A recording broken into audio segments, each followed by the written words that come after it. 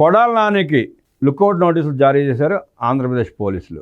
లేదు నేను ఇక్కడే ఉన్నాను అంటూ గంటల వ్యవధిలోనే ఒక ఫంక్షన్ హాల్లో ప్రత్యక్షమైపోయాడు.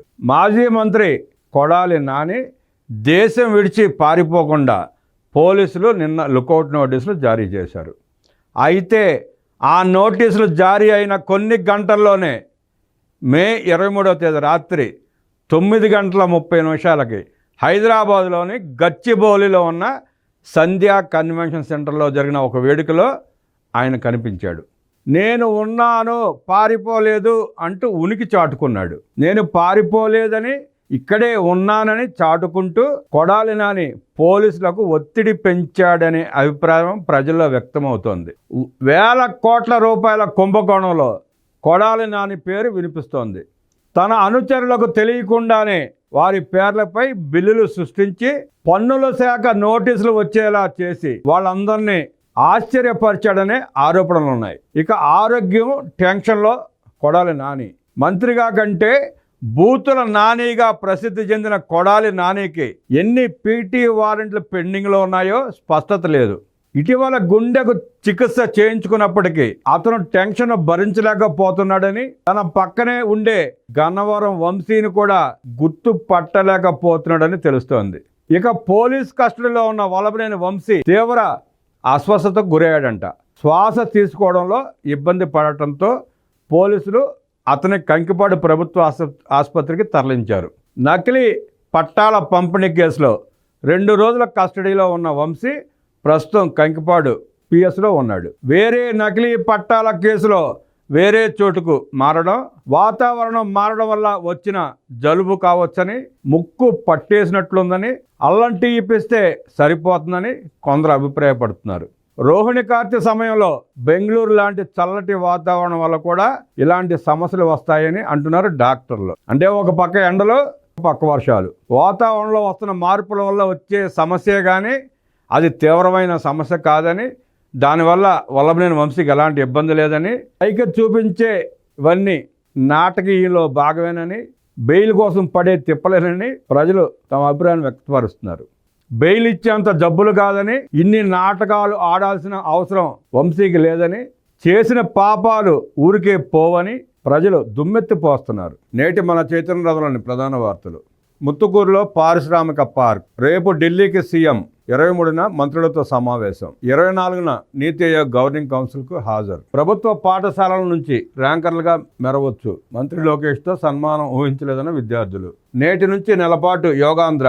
అధికారులకు నారా లోకేష్ నేతృత్వంలోని మంత్రుల బృందం దిశానిర్దేశం. 26 రోజుల క్యాలెండర్ను రూపొందించాలని ఆదేశం. పేదలకు న్యాయం జరిగేలా ఫ్రీ హెల్త్ కార్డులపై నిర్ణయం. గత ప్రభుత్వంలో అక్రమంగా 3 లక్షల ఎకరాల ఫ్రీ హోల్డ్, వాటిపై సీఎంతో చర్చించి నిర్ణయం తీసుకుంటామన్న మంత్రులు. మంత్రివర్గం భేటీలో కూలంకషంగా చర్చలు. మంత్రి అనగాని సత్యప్రసాద్ వెల్లడి. 22A భూములు సాదా బైనామాలు నాలా రద్దుపై చర్చించిన ఉపసంఘం. ఏపీఐఐసికి 615 ఎకరాలు కేటాయిస్తూ కేబినెట్ నిర్ణయం. పంట గిట్టుబాటు ధరలపై మంత్రివర్గ ఉపసంఘం. వ్యవసాయ దిగుబడులపైన మంత్రుల సంఘం పర్యవేక్షణ. ఎస్ఐపిబి ఆమోదించిన సౌర పవన విద్యుత్ ప్రాజెక్టులకు ఓకే. 30,000 కోట్ల పెట్టుబడులు, 35,000 ఉద్యోగ అవకాశాలు. శ్రీ సిటీలో డైకెన్ విస్తరణకు అనుమతిస్తూ భూ కేటాయింపు. అమరావతిలో లా యూనివర్సిటీ ఏర్పాటు ప్రతిపాదనకు ఆమోదం. తోట చంద్రయ్య కుమారుడికి ప్రభుత్వోద్యోగం. క్వాంటంపై ఐబీఎం, టీసీఎస్లతో ప్రభుత్వ ఒప్పందాలకు ఓకే. మంత్రిమండలి నిర్ణయాలు వెల్లడించిన మంత్రి కొలుసు పార్థసారథి. జిల్లాల పునర్విభజనపై వేగం పెంచాలని సీఎం ఆదేశం. ఏపీ రైతుకు ఎలాంటి కష్టం కలగకుండా ప్రత్యేక చర్యలు తీసుకుంటామని ముఖ్యమంత్రి చంద్రబాబు నాయుడు స్పష్టం చేశారు. ముఖ్యమంత్రి చంద్రబాబు అధ్యక్షతన జరిగిన మంత్రిమండలి సమావేశంలో రైతుల సమస్యలపై సుదీర్ఘ చర్చ జరిగింది. సాగు పరిస్థితిని నిరంతరం పర్యవేక్షించి రైతుకు గిట్టుబాటు ధర కల్పించేందుకు 6 మంత్రులతో మంత్రివర్గ ఉపసంఘం ఏర్పాటుకు కేబినెట్ ఆమోదం తెలిపింది. ముత్తుకూరులో పారిశ్రామిక పార్క్ ఏర్పాటు చేయాలనే ప్రతిపాదనకు ఏపీ కేబినెట్ ఆమోదం తెలిపింది. అందుకు ఏపీఐఐసికి 615 ఎకరాలు కేటాయించేందుకు గ్రీన్ సిగ్నల్ ఇచ్చింది. ఆదాని పవర్కు తాడిమరిలో 500 మెగావాట్లు, కొండాపురంలో 1000 మెగావాట్ల పంపుడు స్టోరేజ్ ప్రాజెక్టులకు భూ కేటాయింపులకు కేబినెట్ ఆమోదం తెలిపింది. సుదీర్ఘంగా సాగిన కేబినెట్ భేటీలో మంత్రిమండలి ఆమోదించిన కీలక నిర్ణయాలను రాష్ట్ర సమాచార, పౌర సంబంధాలు, గృహ నిర్మాణ శాఖ మంత్రి కొలుసు పార్థసారథి మీడియాకు వెల్లడించారు. వ్యవసాయ ప్రాధాన్యతగా సాగిన కేబినెట్ భేటీలో ఈ ఏడాది సాగు పరిస్థితులను అధికారులు సీఎం చంద్రబాబుకు వివరించారు. గత ఏడాదితో పోల్చుకుంటే ఈ ఏడాది వివిధ పంటల దిగుబడులు పెరిగాయని వివరించారు. అంతర్జాతీయ పరిణామాలు, దేశ విదేశాల్లో నెలకొన్న ప్రత్యేక పరిస్థితుల కారణంగా వివిధ పంటల ధరలపై ప్రభావం చూపాయన్నారు. మిర్చి, పొగాకు, ఆక్వా, కోకో, చెరుకు, మామిడి వంటి పంట ఉత్పత్తుల ధరలు తగ్గడానికి కారణాలను అధికారులు వివరించారు. అయితే రైతులను ఆదుకునేందుకు సిద్ధంగా ఉన్నామని కేబినెట్లో సీఎం చంద్రబాబు స్పష్టం చేశారు. కేబినెట్ 45 నిమిషాల పాటు వ్యవసాయ రంగం, అన్నదాతల కష్టాలు, మార్కెటింగ్పై మంత్రులు చర్చించారు. లోతైన చర్చ అనంతరం వ్యవసాయ దిగుబడులు, గిట్టుబాటు ధరలు, నిత్యావసరాల ధరలపై 6 మంత్రులతో కేబినెట్ సబ్ కమిటీ ఏర్పాటుకు కేబినెట్ ఆమోదించింది. రైతులకు గిట్టుబాటు ధర దక్కేందుకు తీసుకోవాల్సిన చర్యలపై కమిటీ నిరంతరం పర్యవేక్షించనుంది. రైతులకు సాంత్వన చేకూరేలా, క్షేత్రస్థాయిలో ఫలితాలు కల్పించేలా ప్రభుత్వ చర్యలుంటాయని ఈ సందర్భంగా సీఎం చంద్రబాబు స్పష్టం చేశారు. సీఎం చంద్రబాబు సొంత నియోజకవర్గం కుప్పంలో పర్యటించనున్నారు. కుప్పంలో ప్రసన్న తిరుపతి గంగమ్మ జాతర సందర్భంగా బుధవారం మధ్యాహ్నం అమ్మవారిని కుటుంబ సమేతంగా సీఎం చంద్రబాబు దర్శించుకుంటారు. విజయవాడ విమానాశ్రయం నుంచి ఉదయం 10:40 బయలుదేరి బెంగళూరు విమానాశ్రయానికి, అక్కడ నుండి హెలికాప్టర్లో మధ్యాహ్నం 12:30 గంటలకి కుప్పం చేరుకుంటారు. జాతరలో పాల్గొని అమ్మవారి దర్శనం అనంతరం మధ్యాహ్నం 3 గంటలకు బెంగళూరు ఎయిర్పోర్టుకు, సాయంత్రం 5 గంటలకు విజయవాడ విమానాశ్రయానికి, తర్వాత ఉండవల్లి నివాసానికి చేరుకుంటారు. అందరి చూపు ఆంధ్రప్రదేశ్ వైపే అన్నారు మంత్రి నారా లోకేష్. మేము చేపట్టిన సంస్కరణల కారణంగా ఆంధ్రప్రదేశ్ విద్యా వ్యవస్థలో అద్భుతాలు జరుగుతున్నాయి. దీనిపై దేశవ్యాప్తంగా చర్చ సాగుతోంది. రాబోయే రోజుల్లో ఏపీ మోడల్ ఎడ్యుకేషన్ కోసం పట్టుదలతో ముందుకు సాగుతామని రాష్ట్ర విద్యాశాఖ మంత్రులు నారా లోకేష్ పేర్కొన్నారు. మంగళవారం జరిగిన షైనింగ్ స్టార్స్ కార్యక్రమంలో ప్రభుత్వ పాఠశాలల్లో చదివి ఇటీవల విడుదలైన 10వ తరగతి పరీక్షా ఫలితాల్లో రాష్ట్ర స్థాయి ఉత్తమ ప్రతిభ కనబరిచిన 47 మంది విద్యార్థులను మంత్రి లోకేష్ సన్మానించారు. సన్మాన గ్రహీత విద్యార్థులకు గిఫ్ట్ హ్యాంపర్, శాలువా, మెడల్ బహుకరించారు. అంతేకాకుండా జాతీయ, అంతర్జాతీయ స్ఫూర్తి ప్రదాతలు రచించిన 9 పుస్తకాలు, Bill Gates source code, Thomas Matthews Ratan Tata a life, APJ Abdul Kalam wings fire, ఇంద్రాసు Nooyi my life in full, Sharani Ponguru mind set shift, John Clear atomic habits, Yandamuri Veerendranath విజయానికి 5 మెట్లు, గుంటూరు శేషేంద్ర శర్మ ఆధునిక మహాభారతం, చాగంటి కోటేశ్వరరావు వినదగునెవ్వరు చెప్పిన కూడా బహుకరించారు. ఈ సందర్భంగా మంత్రి నారా లోకేష్ మాట్లాడుతూ, మిమ్మల్ని చూస్తుంటే గర్వంగా ఉంది. ఆర్థిక ఇబ్బందులున్నా తల్లిదండ్రులు తలెత్తుకు తిరిగేలా చేశారని ప్రశంసించారు. ఎన్ని కష్టాలు ఎదురైనా లక్ష్య సాధన కోసం జీవితంలో కసి, పట్టుదలతో ముందుకు సాగాలి. ఈ విషయంలో ముఖ్యమంత్రి చంద్రబాబు నాయుడును చూసి విద్యార్థులు నేర్చుకోవాలి. ప్రజలకు సేవ చేయాలన్న తపనతో ఆయన అహర్నిశాలు కష్టపడుతుంటారని మంత్రి లోకేష్ పేర్కొన్నారు. అనేక సవాళ్లు ఉన్నప్పటికీ విద్యాశాఖలో సంస్కరణలు చేపడుతున్నాం. ప్రభుత్వ విద్యా వ్యవస్థలో మార్పు తేవాలని పట్టుదలతో ముందుకు సాగుతున్నాం. నేడు మీరు సాధించిన విజయాల వల్ల సమాజంలో ప్రభుత్వ విద్యపై నమ్మకం పెరుగుతుంది.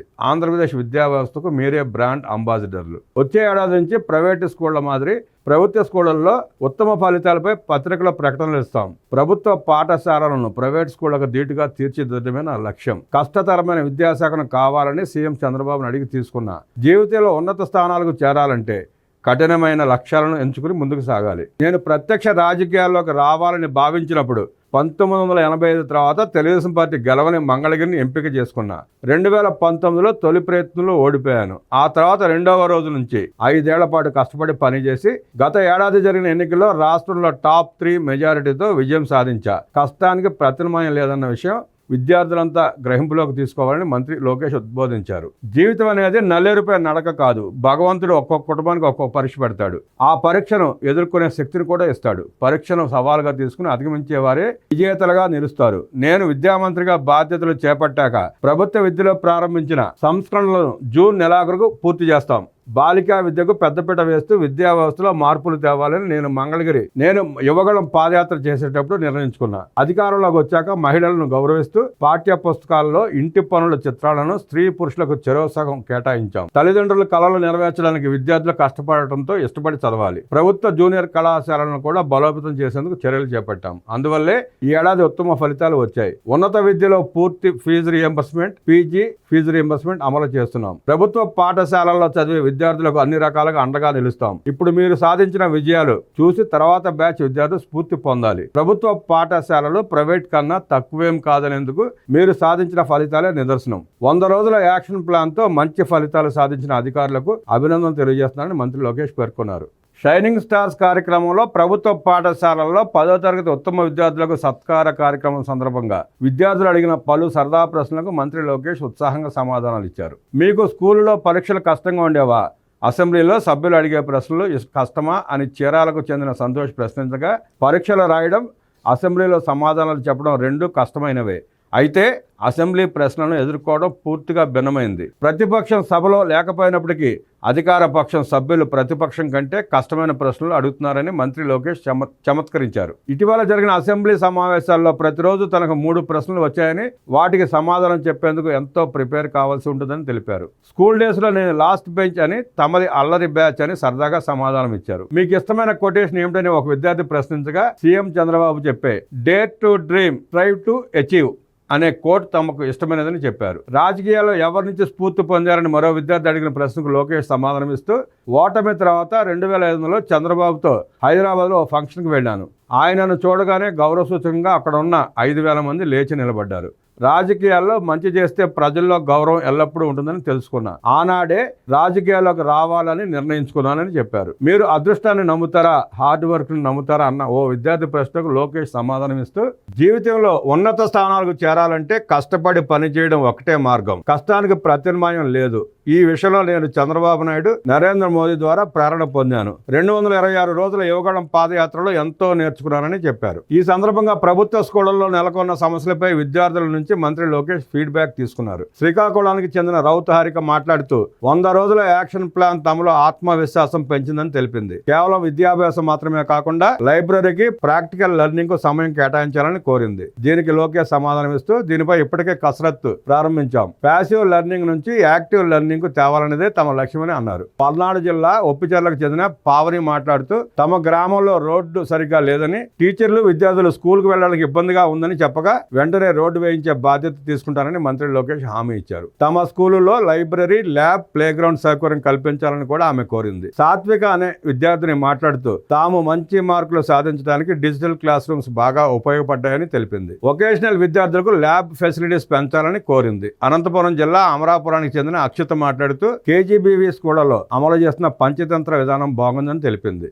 సౌకర్యాలు మెరుగుపరిచి గ్రామీణ ప్రాంత విద్యార్థులను ప్రోత్సహించాలని విజ్ఞప్తి చేసింది. విద్యార్థులకు మధ్యాహ్న భోజనంతో పాటు అందించే వెజిటేబుల్ బిర్యానీతో పాటు రాగి జావ సరిగా ఉండటం లేదని పలువురు విద్యార్థులు మంత్రి దృష్టికి తెచ్చారు. ఇది నిన్న జరిగిన మంత్రివర్గ సమావేశంలో ముఖ్యమంత్రి గారు తీసుకున్న నిర్ణయాలు. విద్యార్థులతో షైనింగ్ స్టార్స్ ప్రోగ్రాంలో పాల్గొన్న విద్యాశాఖ మంత్రి నారా లోకేష్ గారు చెప్పిన వివరాలు. గతంలో చూసుకుంటే 2019, 2024 మధ్యలో ఆనాడు ముఖ్యమంత్రిగా ఉన్న జగన్మోహన్ రెడ్డి ఏనాడైనా ఈ రకంగా పిల్లలతో మాట్లాడా? ఏనాడైనా సమావేశం వివరాలు బహిర్గతం చేశారా? అసలు ఎప్పుడైనా క్యాబినెట్ మీటింగ్ పెట్టాడా? క్యాబినెట్ మీటింగ్ పెట్టి ఉంటే రాష్ట్రంలో వనరులను దోచుకోవడానికో, అక్రమాలు చేయడానికో పెట్టాడు తప్ప రాష్ట్ర అభివృద్ధి కోసం ఏనాడు క్యాబినెట్ మీటింగ్ పెట్టలేదు. విద్యార్థులతో ఏనాడు సమావేశం కాల. తన మీటింగులకి విద్యార్థులను తరలించకపోవడం తప్ప విద్యార్థులకి దగ్గరికి వచ్చి వారు అడిగిన ప్రశ్నలు సమాధానం చెప్పడం కానీ, లేదు కనీసం వారికి మంచి చెడు చెప్పడం కానీ జరిగిన పాపాన పోలా. 1 పెట్టినా దేని గురించి పెట్టేవాడు? చంద్రబాబు అట్ల, పవన్ కళ్యాణ్కి 3 పెళ్ళిళ్ళు, ఆయనకి 6 పెళ్ళిళ్ళు, నేను ఒక్కడనే పరిశుద్ధ పత్తిత్తుని, ఇట్లాంటి సోది కబుర్లు తప్ప విద్యార్థులకు ఏనాడు మార్గనిర్దేశం చేయలే. మంచి చెప్పిన పాపాన పోలా. అలాంటి దుర్మార్గపు పాలనలో 5 ఏళ్ళు మగ్గిపోయారు విద్యార్థులు. దేవుడి దయతో జగన్మోహన్ రెడ్డి ఇంటికి పంపించి కూటమి ప్రభుత్వాన్ని తీసుకొచ్చి నారా చంద్రబాబు నాయుడు గారిని ముఖ్యమంత్రిని చేసుకుని విద్యాశాఖ మంత్రిగా నారా లోకేష్ గారిని తెచ్చుకున్న తర్వాత రాష్ట్రం బాగుపడతా ఉంది. విద్యార్థులు మంచి అడుగుజాడల్లో ప్రయాణిస్తున్నారు.